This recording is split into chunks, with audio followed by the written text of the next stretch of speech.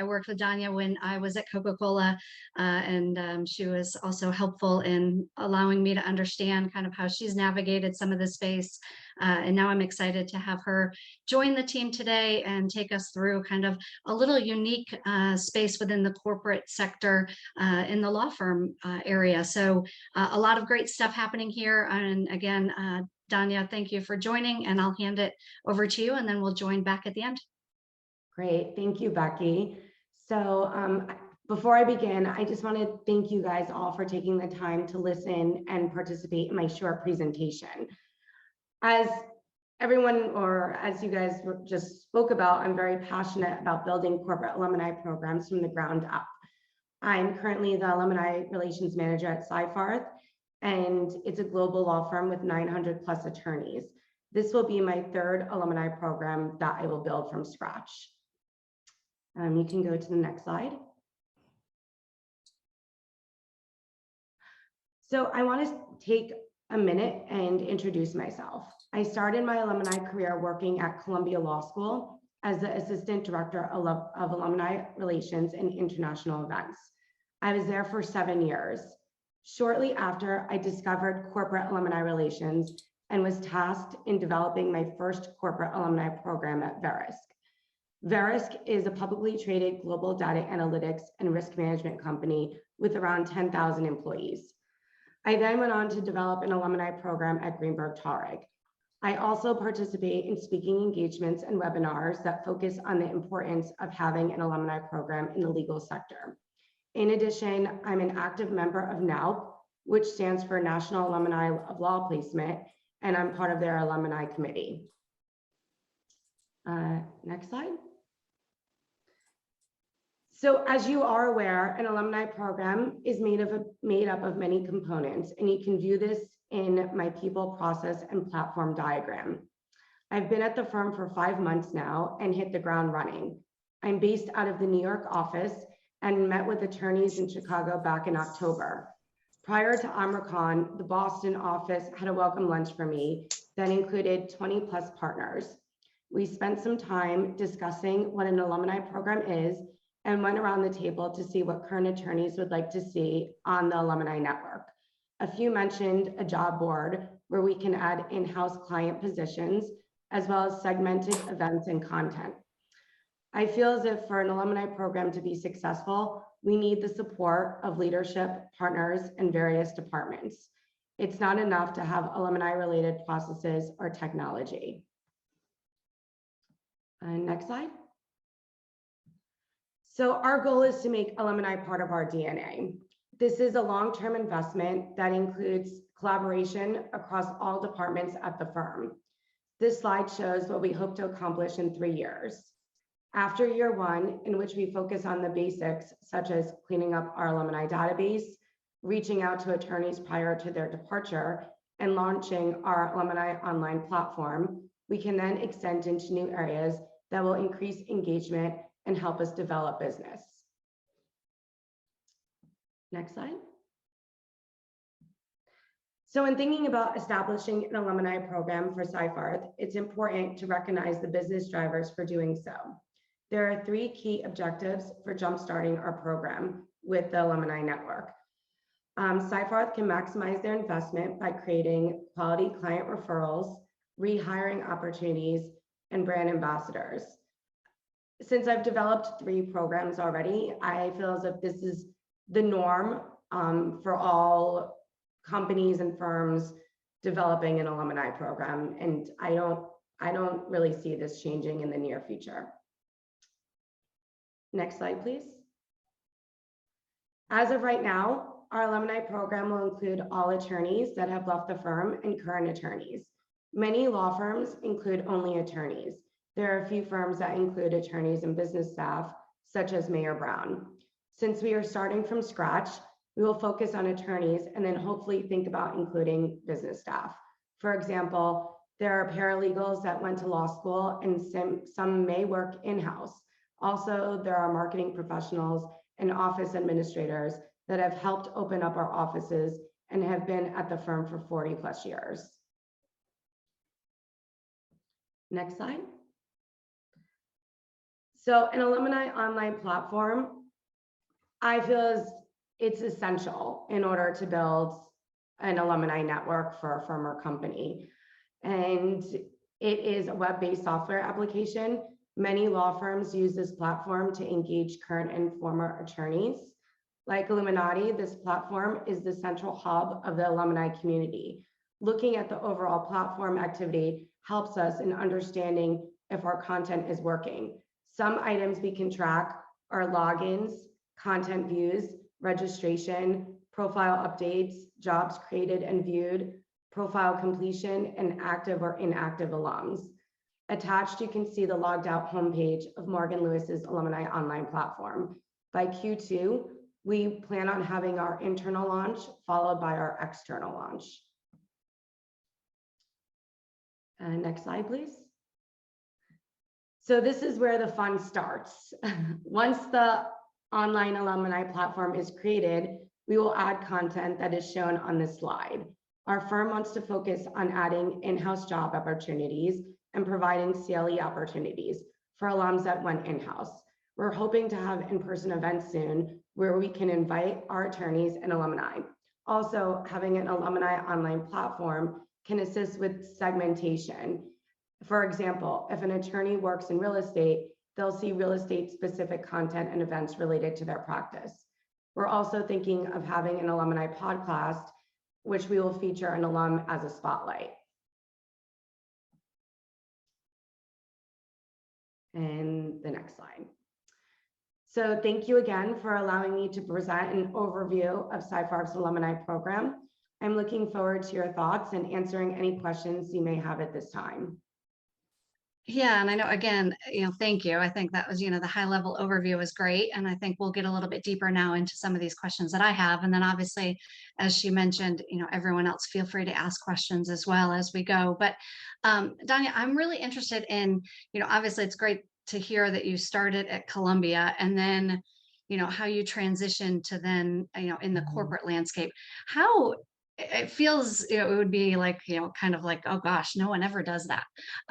Can you help us explain like how you navigated that? Because I think even talking to you, it sounds like that's not normal for people to kind of jump. I don't mean jump ship, but jump over to the corporate landscape. So how did you navigate that shift, I guess, from different sectors? So I think that's a great question. My background is a little different. So when I graduated college, I originally started in corporate. So I spent about 7 years in big law. There wasn't a corporate alumni relations program. This was a long time ago. So I spent some time in corporate doing legal assistant work, and then I transferred into the marketing department. I started my career at Mayor Brown, then I went to Kasowitz, and then I went to Debevoise. I decided to go to grad school. And I realized that I was a people person. I'm very outgoing, I'm very passionate, and I like building relationships. So I went to NYU and I got a master's degree in communications. So while I was at NYU, I realized, oh no, I can't work 15 hours a day at a law firm and go to school at night. So then I transferred into Columbia Law School, where my schedule was a little bit more flexible. And I was able to, go into the alumni relations field. And I loved working at Columbia Law School. I mean, I felt as if they were my family. I traveled all over the world with the dean and our major gift officers. I went to Tokyo, Beijing, Shanghai, all over London, Paris. So I thought it was, and I threw events for these distinguished attorneys. So then I realized after being at Columbia for 7 years, I started learning more about corporate alumni relations. And I thought, wait a second, I have this background in the legal law firm world. I have my, my degree in communications now, and I've been at Columbia Law School for 7 years working with alums. So I kind of took my entire background and I don't want to say I created it, but I just took a chance and I saw this opportunity at Verisk, which was extremely corporate. I went from academia with all my friends traveling the world to a publicly traded company with 10,000 employees, and they expected me to develop an alumni program for them. I decided to go out of my comfort zone, and they took a chance on me, and I was able to successfully develop a program literally in a year. There's articles on me that says from zero to light speed, how Danya developed the Verisk alumni community. So I think, once I realized that I can do this, then I started going back into the law firm world, developing corporate alumni programs, because I'm so familiar with, the culture at every firm is different, but I was just familiar working with lawyers, and also I developed an alumni program before. That makes sense. Yeah, that makes sense. It's interesting. I think the other day when we were talking, you had mentioned how it's really also a shift of donor development, the education space, and then it's business development. So you're still, goals are still to fundraise, and we'll get to some of your goals and KPIs later. But I thought that was interesting on how you connected the dots on, fundraising is fundraising, right? To some extent, and different spaces can look different. But so now I guess the next question would be is, as you moved into Seyfarth there, it sounds like, it was a clean slate. It was kind of, here's the baby, let's, do what you want to do, and kind of growing the alumni program. Can you help us understand kind of how you started, when you started, which was 4 months ago, so pretty new in the role, and then how did you navigate building the alumni program, and what were kind of those first tasks in your vision and how it was executed? Sure. So I started in October, and I almost want to say I hit the ground running. As you know, I'm based in the New York office. So on my first day, I was paired with a buddy / mentor who also sits in the New York office. I thought that was really helpful for me, because I think the first thing I wanted to do was learn the culture of the firm. It's really important if you're building an alumni program, you kind of need to know who your audience is, and building an alumni program, you need to collaborate with various departments. So once I was paired with my buddy, she was at the firm, she's at the firm for 10 years, and she worked in talent development and also is now in the practice development section. So she was really helpful in providing me with a little bit about the background of the firm and the culture. I also had my boss, who's based in Chicago, fly down, and we started to quickly, talk about the vision and our goals for the program.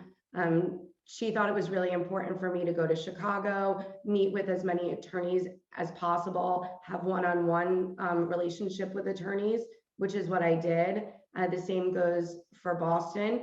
So after the first month, I was able to know the culture a little bit, and I developed a PowerPoint presentation that I presented to our managing partner. I spent some time, of course, looking at the current data we have, because when you start at a new job building an alumni program, you want to know if the data is good, how many people, how many personal email addresses you have, how many updated, like if they're currently at their company, updating data is key. So that was something I also looked at, our current state.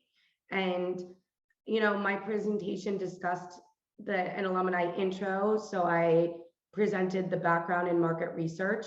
I presented Seyfarth's alumni current state, which included the data, our next steps and timeline, and a 3-year plan.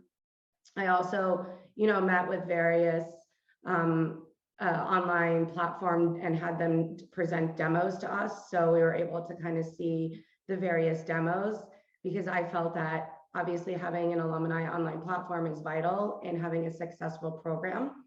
And then after that, I started doing one-off presentations to all the various departments. I started presenting to HR, to our office administrators, our practice development team. Honestly, every week I was presenting, like the Women's Affinity group. So right now we are currently in our implementation stage, and I've been in data land, I want to say, just making sure we have updated information. I also created a second LinkedIn profile and that only includes current attorneys and alumni. So I started this last month and have around 700 alumni registered. So I felt that this is a really good first step in building our community and having access to updated data. So since this is my third time creating a corporate alumni network, I'm fortunate to know like what works and what doesn't work in my career journey. And I do believe that our vision and business development goals fit into the overall landscape of corporate alumni relations. Ultimately, it's all about understanding the culture of your firm, the data we have, collaborating with various departments, and working closely with our leadership team. Yeah, that's great. It's funny when you talk about all the presentations. I remember my days at Coke. I feel like I had version 121 of this presentation. It was like, if I shift this anymore, it's it's crazy and it's interesting because it's the different story that you tell HR versus, some of your lawyers or, and how to kind of get people on board. It's a very different story and kind of what's important to them and how do we kind of get their buy-in based on, their currency per se.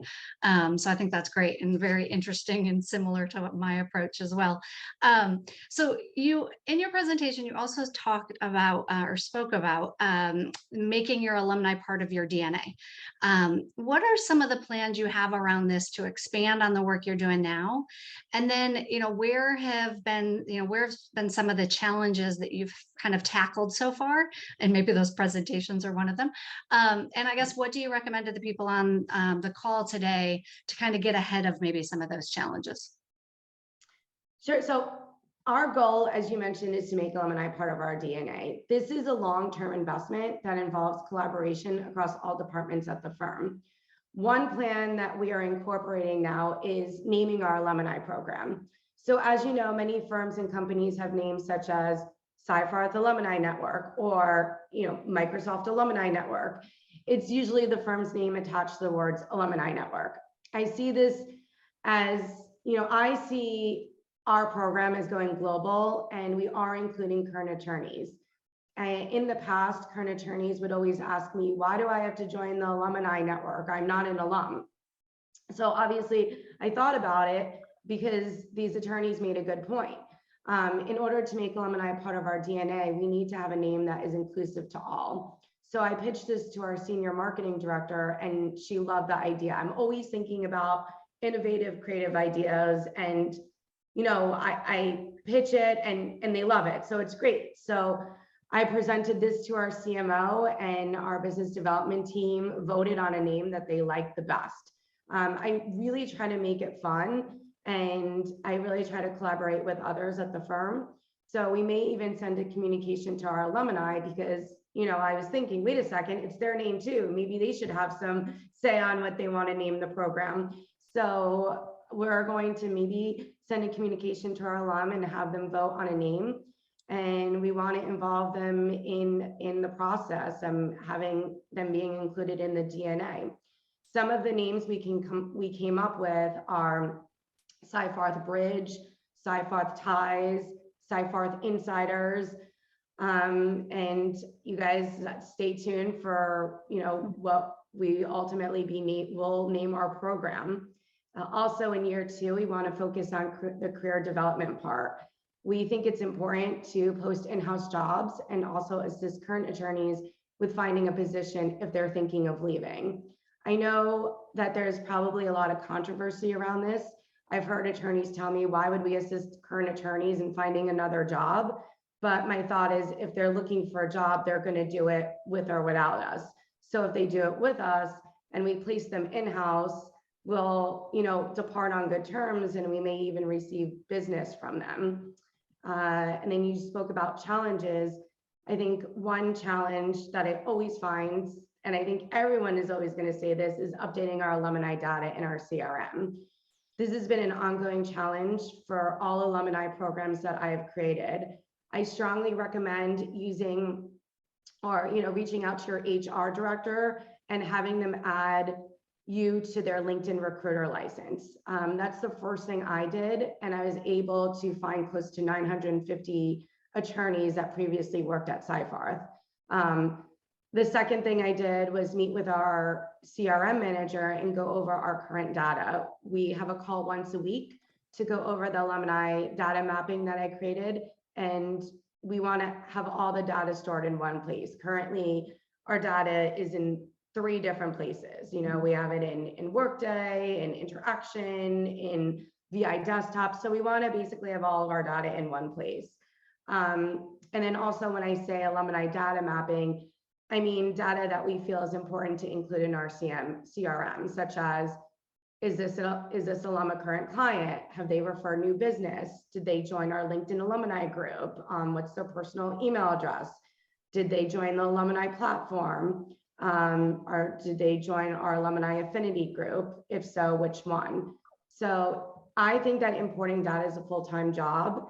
And as alumni manager, you want to be able to focus ultimately on engaging alums. Mm-hmm. Yeah, no, that's a great, and it kind of leads into my next question around engagement. But you know, we talk a lot about alumni experience, and you know, it feels like it's the new buzzword around experience, whether it be employee experience, alumni experience. How would you define the experience, I guess, specifically at Seyfarth or even maybe Greenberg? You know, in being both in the legal sector, how do they differ, I guess, from other programs? And maybe they don't, and maybe it's more around just the overall people and experience, but would love to hear, you know, how you've built kind of that quote unquote experience at either place. Sure. So, you know, I did mention this before, but many law firms, including Seyfarth and Greenberg, only include attorneys that have left in good standing and that have worked at the firm full time for a year. So personally, I feel we should include everyone at the firm. I mentioned before, paralegals can attend law school and become attorneys, and we have marketing professionals, or, you know, generally like people at the firm that have been around for 30, 40 years. So I think we should include them down the road. We are also thinking of starting an alumni referral program. So many law firms are including this, and this means that we'll offer a certain amount of money for an alum to refer an attorney to come work at our firm. As you know, we are labeling this era the Great Resignation. So we're really trying to find, you know, I think a lot of law firms are getting referrals from attorneys and jumpstarting this sort of program. In addition, a lot of law firms are also providing alums with charities that they can donate to their cause of choice if they do refer an alum. So there are many different ways. I'm really interested on this alumni referral program because every person that I've spoken to that works at law firms have been launching this. So we're thinking of launching this as well. I'm also working closely with the ACC, which is the Association of Corporate Counsel. So the ACC has provided our alums with a complimentary 6-month free membership to attorneys that are going in-house. Members through the law firm alumni program also receive a $200 educational credit towards each of their following ACC courses if they want to take one. I think this is really beneficial for our firm because I see that many of our attorneys are deciding to go in-house, and it's a different culture. Everything is different. They're not billing hours. You know, it's not a bunch of attorneys. So I think the ACC is a really good benefit that our attorneys are starting to take advantage of when they leave. Lastly, I mentioned this before, we plan on providing CLE courses for alums that may not have it offered at their current company because maybe they went in-house. So those are some differences that I wanted to point out than a regular, you know, company. And this is what I saw at Greenberg as well as Seyfarth Shaw. Got it. That's great. It's interesting. I love the nonprofit, you know, with the referral fee. That's great that you're kind of tying back to the community impact and stuff as well. So you highlighted business development, talent acquisition, and brand advocacy as kind of your 3 KPIs. Do you see those changing, and kind of why those 3? And then, you know, as things start to evolve, do you think they'll shift, or do you really think you'll stay focused on those 3 KPIs? So before I mention that I don't see the business drivers changing for KPIs, having an online alumni platform makes it easier for us to view the data and reports of achieving our goals. In the past, we were only able to measure member growth based on how many alums joined the network. So as I discussed in the presentation, we can now measure so much more. For the future vision for the program, I plan on seeing a lot more segmentation on the platform. While defining our business goals, we also outline our various audiences. So people of different locations, career stages, and expertise will require different content and types of events. In addition, I feel as if we will also focus more on career development and working alongside a career coach at the firm. Since we're including current attorneys and alums, I am part of the New York orientation, where I spend a few minutes introducing myself to an attorney on their first day and discuss the benefits of joining the program. So it's kind of that they're not going to hear about the program when they're leaving, they're going to hear about it on their first day. And, you know, when I meet with these attorneys on their first day, they actually find it fascinating. They joke around with me and say, oh, wow, this is like the most interesting meeting I've had all day. Like they perk up, you know, because I, again, tailor it. Okay, I am giving you an entire community for you to connect for business development purposes. You know, say they want to pitch to a company and we have an alum, you know, so I want them to take advantage of these benefits. I envision this program to be globally recognized and will benefit all departments at the firm. I also envision having a small advisory board once we're up and running that will consist of, you know, a few current attorneys and one alum. And I'm closely working to identify almost an alumni champion in each office to assist in alumni data and events in their particular office, because, you know, I'm only one person, so I can't be at 9 offices, and every single office is different. And, you know, the office administrator is the eyes and ears of the firm, or, you know, maybe a specific attorney is really passionate and wants to spearhead it at their office. So I'm now working on that as well. That's great. And I know even Andrea who you know as well, but last month at City was talking kind of a similar approach, and that, you know, what works in Boston might not work in California or wherever. But I think it makes sense to obviously give the autonomy out to the offices and have that person also, from your perspective, is, you know, helping with some of that heavy lifting as well. So that makes sense. My last question before we transition over to, you know, any questions that the audience has is, and I'll hand that over to Dan to manage. But my last question is, I guess, what has surprised you the last 5 months as you've kind of navigated Seyfarth and kind of developing the alumni program there? Has there been any aha moments of like, gosh, you know, I wish I would have known this before, or I'll make sure I make note of this in the future? Would love to hear any aha moments, I guess, that you had, or any surprises. Sure. So I always like to say that I have the fun job in corporate. I've been pleasantly surprised with how eager our alums have been in joining my LinkedIn network. I've received dozens of messages from them. Also, our attorneys at Seyfarth are thrilled to have this program, and they've been offering their assistance to help in any way they can. I like to think of myself as an entrepreneurial visionary. So when I come into law firms, I view the culture, and then I think of creative ideas for the program. My ideas have been really well received and actually encouraged and backed up, which I find really refreshing. So for instance, providing a separation attorney with a gift. This is something that we're going to start doing. And I'm thinking of, you know, a really nice candle from Homesick that will have our brand and our alumni name with some sort of personalized message in the back of the candle.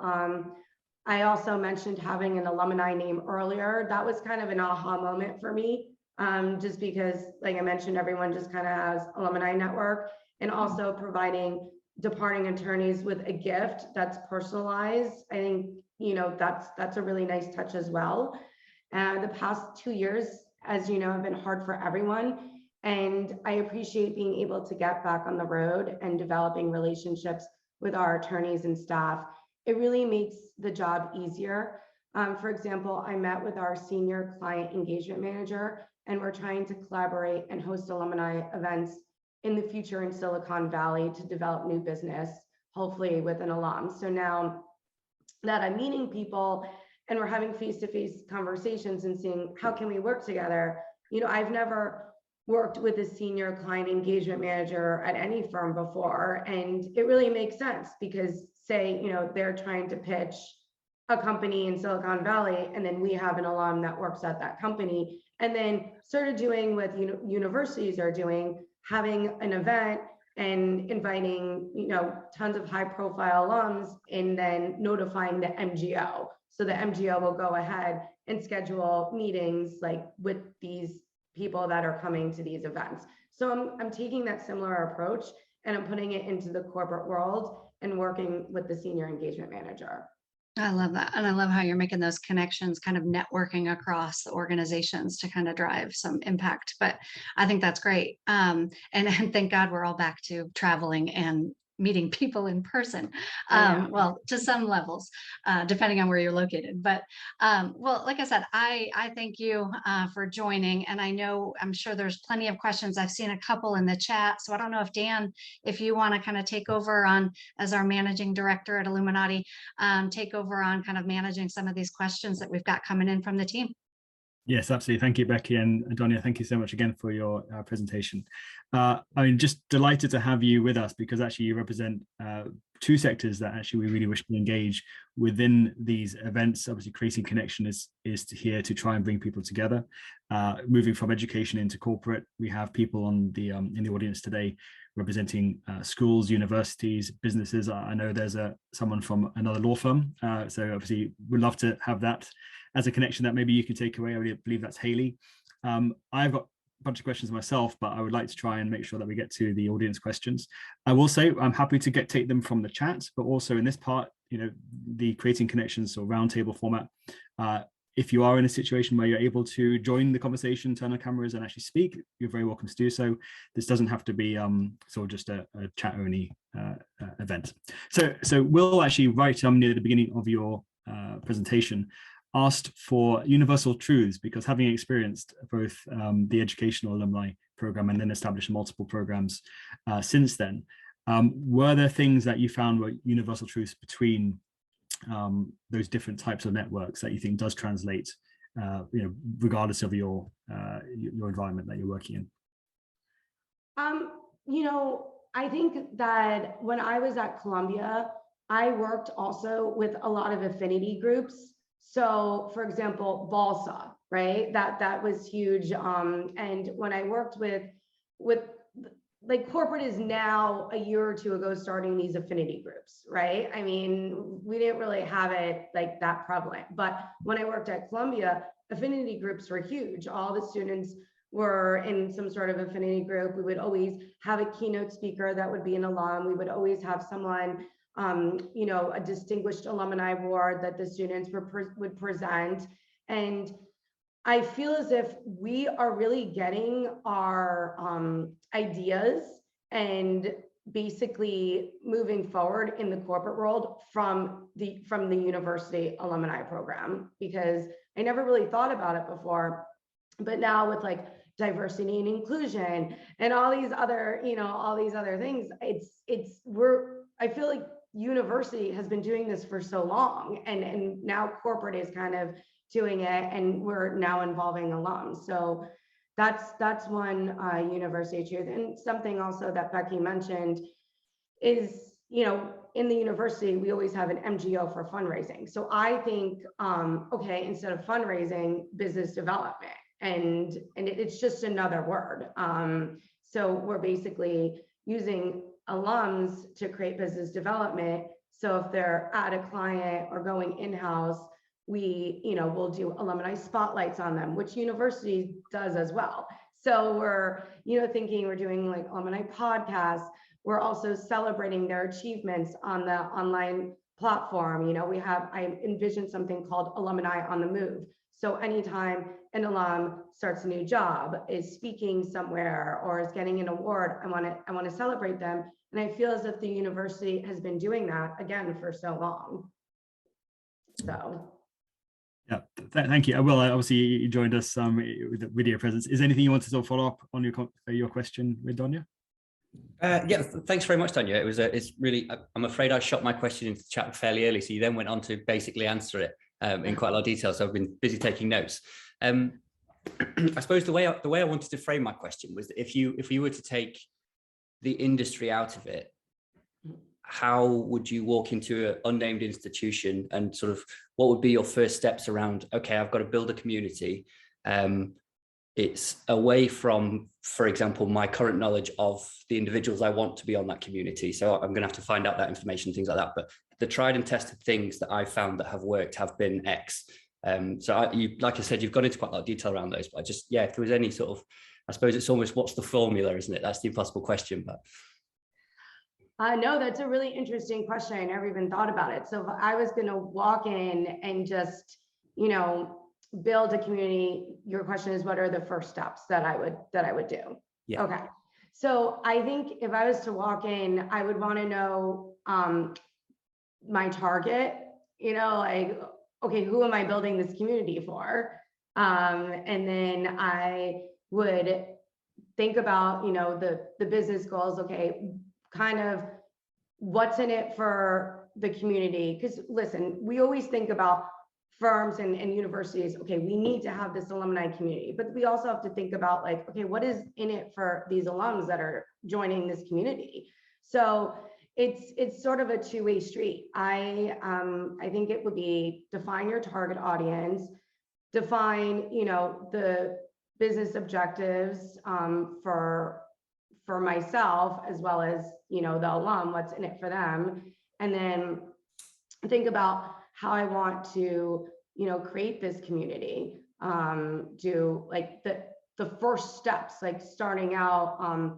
Again, I always bring up data because I think it's so important, but just how do we find these, how do we find these people to create a community, and, what sites can help us create this community? And I always say, I can't build a community by myself. I need to find some sort of team that can also pitch their ideas, and, and it doesn't have to be a big team, maybe like 3 people to sort of help, because, it really takes a village to build any sort of community. So find your people to kind of help you with this vision, and then take baby steps, just to make a plan, like a very short plan, like, okay, I want to accomplish this in one month. I mean, I'm a little overboard now with my 3-year plan, but I'm really sticking with the first year, which is the non-glorified, okay, I have to clean up the data. Okay, I have to, do make sure that this is, what everybody wants for business goals. We're all in agreement. So I hopefully that's not too long of an answer, but. No, that's fab. Thank you. Really appreciate it. Okay. I love the phrase, it takes a village to build a community as well. I think that's quite right. And actually, it really does. Yeah. So some people actually really like to know what teams, because you get some schools where they've got, hundreds, 100 to 200 people in the alumni function. And then you've got others where it's literally one person trying to hold up, the entire community themselves. I imagine the same sort of thing happens in the corporate world. Yeah. I mean, in the university, I like my MGO was my best friend. Literally, he was my best. I mean, we went to Thailand together. That's how close we were best friends. And because we worked together so much and traveled so much, but it always used to be, I would throw the great big events and he would, ask for the money. I realize that we have a question from someone within the same sector as yourself. And Hayley, you have your hand up. Is this to add to your question that you've written in the chat? We'd love to bring you in. Yeah. Hi, everybody. So Danya and I are actually connecting on Friday, so I thought I would join in on this and get the precursor to everything. But sort of 2 questions, but I think I'm just going to build off what you had just said about the sort of community side of things. I'm so interested in the fact that you've been able to sort of move from different law firms. I've worked at PwC in their alumni program, so it was a bit more of a well-oiled machine, a bit bigger, and now I moved into the legal space. And what I've noticed is that as I build things, I still have to have my hand on it in order for it to continue. So I'm wondering, how do you build that machine so that you're not continuously the person that's driving things forward, and you're able to kind of move on to, year two, expanding the program and that sort of thing. That's been my biggest, like, okay, so every time I build something new, I'm still running what I've already built, and that's been a challenge. Yeah, no, I completely agree. So you have to also understand, when you're going into a company or a firm and you're building something new, everybody at that firm has, like, you're the expert, you know what I mean? So a lot of what I realized, that everybody at a firm really says, like, we really need this program, but if there's something new, they're apprehensive, they're kind of like, ooh, what's this? Like, oh, alumni online platform. Oh, wow, like, this is great, but like, you have to basically make a connection with, my data guy is going to turn into my best friend because I am constantly messaging him. But I think, they have to be comfortable. They have to feel comfortable. So for the first like 3 to 6 months, just have weekly meetings. And I know it's kind of but just check-ins, because once, your CRM person understands it and your branding person, and then I have a check-in with my CMO once every 2 weeks. And once they're a little bit more familiar and comfortable and they understand, like, what's happening, then I think that's when I kind of take baby steps backwards. It's also important for certain members in the different departments to know what we're working on, because when you have an alumni platform, you have to schedule rights and roles, right? A rights and roles structure. So what if I'm, away on this magical vacation on some island? There's going to have to be another Danya that has to fill in and know, like, how to run the portal, how to accept people that register for the network. Like, it still has to run. We can't possibly be dependent on to do everything. So I think, long answer to your question, I think if we start involving people in the beginning, then it will just be a well-oiled machine. In like 6 months later, they'll be excited about it. They want to be a part of it, but it's just new. You kind of have to, like, just do a little bit at a time. And just to add to that as well, Danya, I mean, bringing in some experience from some of the other clients we work with, a big part of scaling this so that you are not having to lift it all yourself all the time is to actually get volunteers. Remember, you're building a community. This is not part of their job. They're here because they want to be. And if you can try and map out where you have those passionate, what's often called like super users, the people who will actually run something themselves, host an event themselves. That's where, for example, the London Business School have 110 different clubs, all run by volunteers all the way around the world. And these guys are really passionate. They fly in once a year for a club leaders summit, all the way back to London, coming from Japan, Hong Kong, Malaysia, Australia. That's how you can start to scale without having to obviously hire loads of people to run it. You can actually bring the community to be self-supporting. You make a good point. The only small thing I want to say that might be different from the university to a law firm is that when people go to a university, they feel that, like, that belonging. Like, 4 years of college was the best 4 years of my life. Like, whereas I would go to a law firm and yeah, I would have some nice times and stuff, but it's really hard because I've had attorneys and alums say, like, oh, I'll volunteer, but they also are so busy, like, in trials and, working, and it's so great but I don't want to bother them so much. Like, hey, you said you were going to volunteer, if they do, that's great. But, I hope, Haley, like, once our program, it grows so much. I know that people are now talking about not just having one alumni manager, but having a small team. I know, like, in the next year, I really hope to hire like a data analyst, you know, or like that's the dream. But right now, I mean, we're doing the best that we can.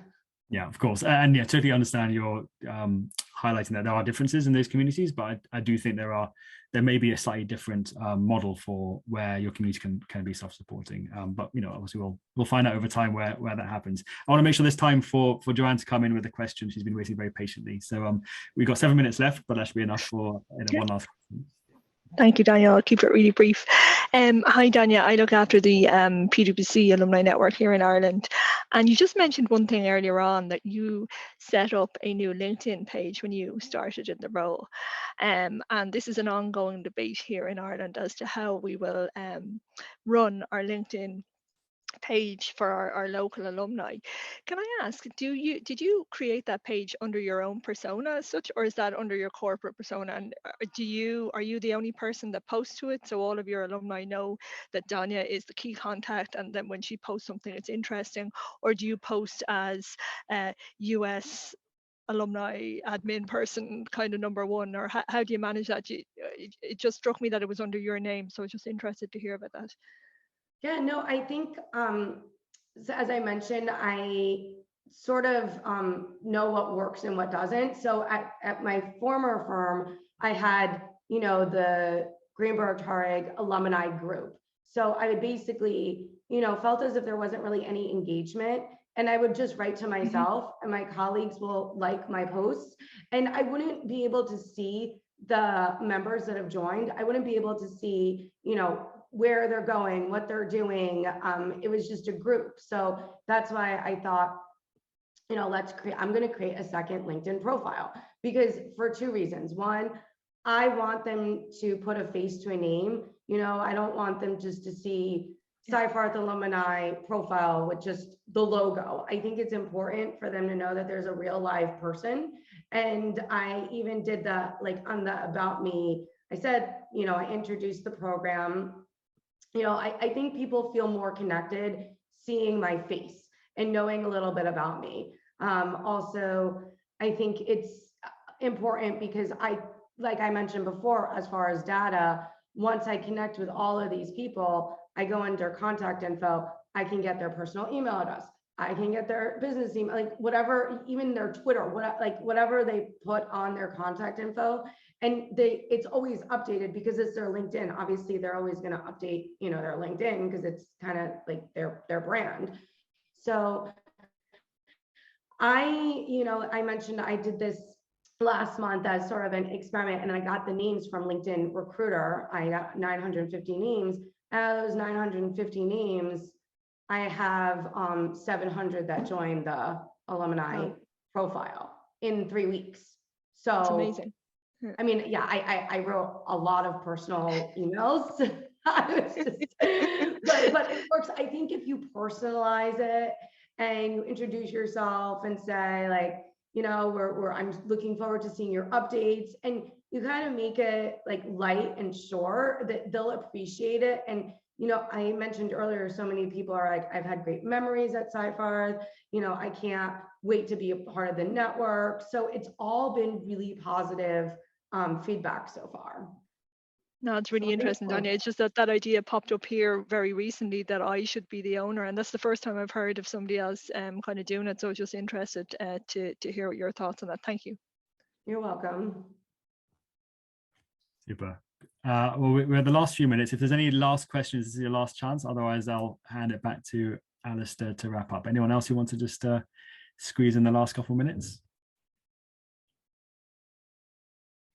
No, I think we're good. Well, Danya, thank you for myself, firstly for joining us today. Really great to hear different perspectives of alumni in different industries. So I appreciate that. And Alistair, I'll leave it to you to close things out. Yes, Danya, thank you so much for joining us. Is my mic? Yes, it is on. Thank you so much for joining us. It's really informative. So great to see some great engagement today. It was a really nice event. Obviously, we have recorded the event, so we will, you know, we will make the video available if you want to rewatch. I've just posted the links to next month's event in our chat, so please do feel free to head over there. Thank you, everybody, for joining us, and we will see you all next time.